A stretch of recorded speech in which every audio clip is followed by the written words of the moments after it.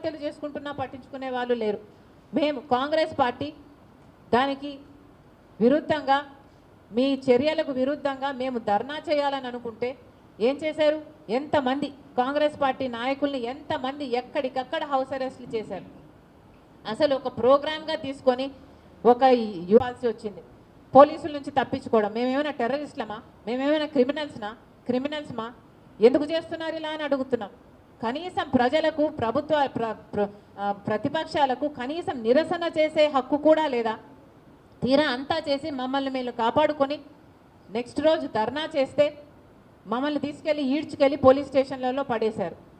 పోనీ దాంతోనైనా మీకేమైనా చలనం వచ్చిందా? ఉద్యోగాలు ఇచ్చారు అంటే ఏం చేశారు? పోలీసులను వాడుకుంటున్నారు, మీ అధికార దుర్వినియోగం చేస్తున్నారు తప్పితే అసలు మీకు బీజేపీ పార్టీకి ఏమిటి తేడా అని అడుగుతున్నాం. బీజేపీ పార్టీ వాళ్ళకి ఇష్టం లేని వాళ్ళ మీద, వాళ్ళ కోపం వచ్చిన వాళ్ళ మీద ఈడీని ప్రయోగిస్తుంది, ఇన్కమ్ ట్యాక్స్ని ప్రయోగిస్తుంది. మీరు కూడా అంతే కదా, పోలీసులను ప్రయోగిస్తున్నారు. మరి మీరు బీజేపీ వారసులు అని మీరు అనిపించుకుంటున్నారు కదా, మీరు బీజేపీ వారసులు కాకపోతే మరి ఏమిటి? ఇది ఏం పద్ధతి అని అడుగుతున్నాం. బీజేపీ పార్టీ యువకులను మోసం చేసింది. 2 కోట్ల ఉద్యోగాలు సంవత్సరానికి ఇస్తామని చెప్పి. ఇక్కడ జగనన్న గారు కూడా మన యువకుల్ని మోసం చేశారు. 2,30,000 ఉద్యోగాలు మన యువకులకు ఇస్తామని చెప్పి. మరి మీకు బీజేపీ పార్టీకి ఏమిటి తేడా? మీరు ముమ్మాటికి బీజేపీ వారసులనే నిరూపించుకుంటున్నారని మళ్ళీ మళ్ళీ చెప్తున్నాం. ఏమా anything else?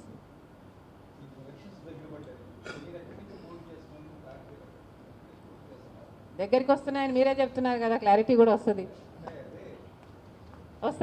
All in due time. ప్రక్రియ జరుగుతుంది. ఓకే, అంతేనమ్మా.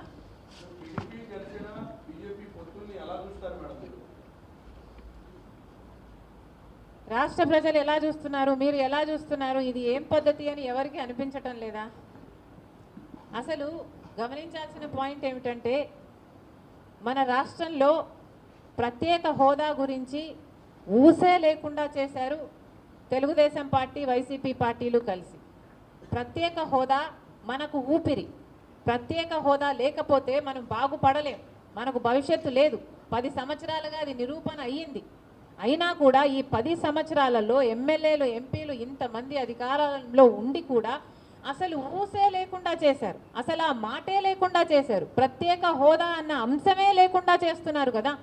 ఈరోజు మేము కాంగ్రెస్ పార్టీగా వచ్చి మేము కొట్లాడుతున్నాం తప్ప ప్రత్యేక హోదా గురించి తెలుగుదేశం పార్టీ కానీ, చంద్రబాబు గారు కానీ, వైసీపీ జగన్మోహన్ రెడ్డి గారు కానీ ఈ ఒక్క నిజమైన ఉద్యమమైనా చేశారా అధికారంలో ఉండి, ముఖ్యమంత్రులుగా ఉండి అని అడుగుతున్నాం. ఈరోజు ప్రత్యేక హోదా మనకు బీజేపీ పార్టీ ఇవ్వలేదు. పోలవరం ప్రాజెక్టు ఇవ్వలేదు. మనకు రాజధాని ఇవ్వలేదు. ఒక్క హామీ కూడా నెరవేరకపోతే మరి చంద్రబాబు గారు బీజేపీ పార్టీతో ఎందుకు పొత్తు పెట్టుకుంటున్నారో సమాధానం చెప్పాలి. ఏం చేసింది బీజేపీ పార్టీ అని పొత్తు పెట్టుకుంటున్నారు? బీజేపీ పార్టీ ఇంత మోసం చేస్తే, ఇంత వెన్నుపోటు పొడిస్తే చంద్రబాబు గారు అంతగా తిట్టి, అంతగా దూషించి మళ్ళీ ఈరోజు రాష్ట్రం కోసమని నేను పొత్తు పెట్టుకుంటున్నానని చెప్తున్నాడంటే ఇంకా ఏమనాలి మనిషిని? ఈ పెద్ద మనిషి ఊసరి వాళ్ళ కంటే ఎక్కువ రంగులు మారుస్తున్నారు కదా. ఫస్ట్ ఏమో ప్రత్యేక హోదా కోసం పొత్తు పెట్టుకుంటున్నానని చెప్పాడు, ఎన్నికలు గెలిచారు, వాళ్ళ క్యాబినెట్లో అధికారం కూడా అనుభవించారు. ఆ తర్వాత లేదు అని తిట్టి మరీ బయటకు వచ్చారు. ఇప్పుడు మళ్ళీ మెచ్చుకొని మేము గౌరవిస్తున్నామని చెప్పి మళ్ళీ చేరుతున్నారు. దేనికంటే మీకు గౌరవం? పవన్ కళ్యాణ్ గారు కూడా అడుగుతున్నాను, మోడీ అంటే అపారమైన గౌరవం అన్నారు. దేనికి మీకు అపారమైన గౌరవం? మనకు పోలవరం ఇచ్చినందుకు మీకు అపారమైన గౌరవమా? మన రాజధాని ఇచ్చినందుకు మీకు అపారమైన గౌరవమా? స్పెషల్ చేసి ఇచ్చినందుకు మీకు అపారమైన గౌరవమా? ప్రజలకు సమాధానం చెప్పాల్సిన అవసరం ఉంది. జగన్మోహన్ రెడ్డి గారిని కూడా అడుగుతున్నాం, మీరు ఇంకా తెలివైన వాళ్ళు, మీ పొత్తులు కనిపించవు. ఎందుకంటే మీ అక్రమ పొత్తులు, మీ రహస్య పొత్తులు.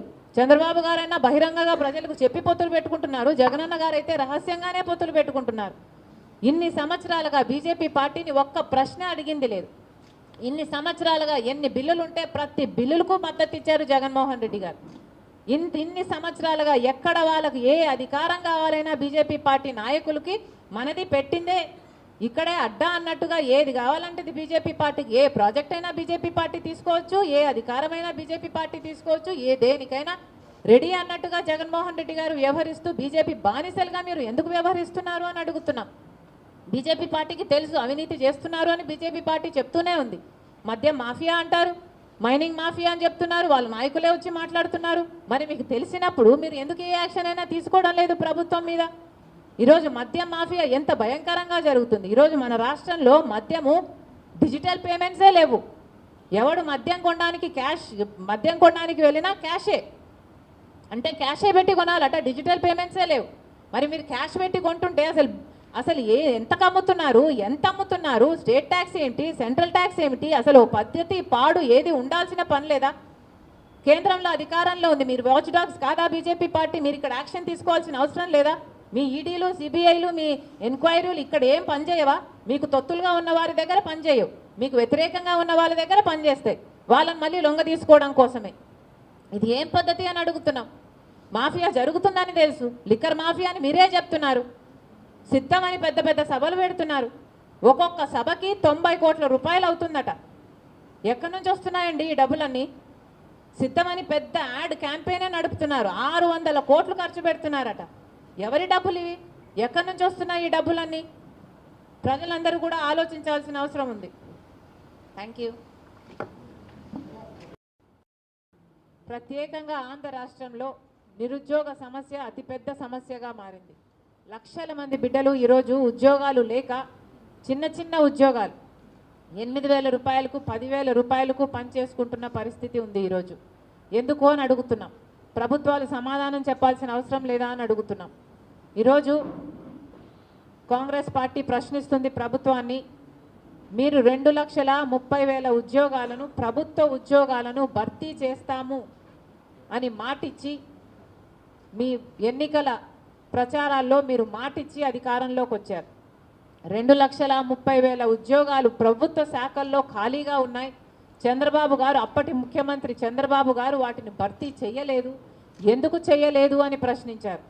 ఆ రోజుల్లో చంద్రబాబు గారు 23,000 టీచర్ ఉద్యోగాలు ఖాళీగా ఉంటే ఎందుకు 7,000నే భర్తీ చేస్తున్నారు, సిగ్గులేదా అని తిట్టిన మీరు అధికారంలోకి వచ్చిన తర్వాత మెగా డిఎస్సి వేసి అన్ని టీచర్ ఉద్యోగాలను భర్తీ చేస్తాం.